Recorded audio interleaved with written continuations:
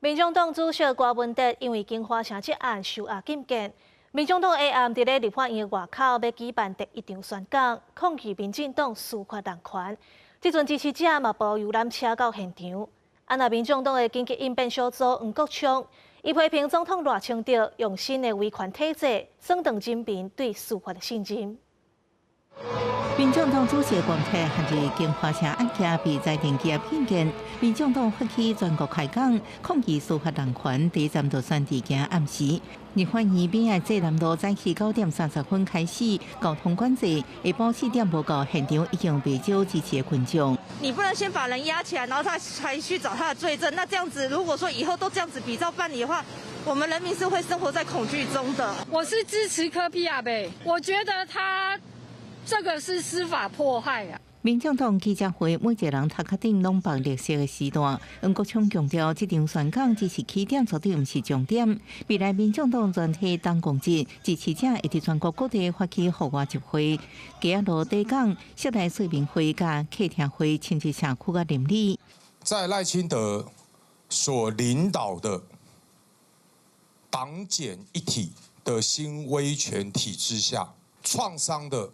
不仅仅是柯文哲主席个人的境遇，真正重创的是台湾的司法正义以及人民对司法的信任。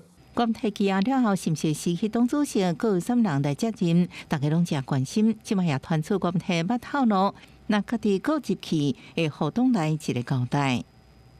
依照我们的党章还有我们的这个评议条例这个起诉也不等于一定是会怎么样，已经成立了调查小组，在这个部分下，我们会依照我们的进度和既有的制度来做评议。宣讲活动国民党是不是出来？黄国昌透露，唔单止限伫民众党的党公职，外界也关心经发城设备案是不是停工。台北市副市长李树川点出紧急法停工条件，按司法起诉或者是判刑才认定违反都市计划法。不管都委会的委员或召集人或是所长有涉及到这一个不管图利或是贪污，那他被起诉判刑，我们才能认定。 它是违反都市计划法，所以我们才能说明这个要求这个金华城来停工。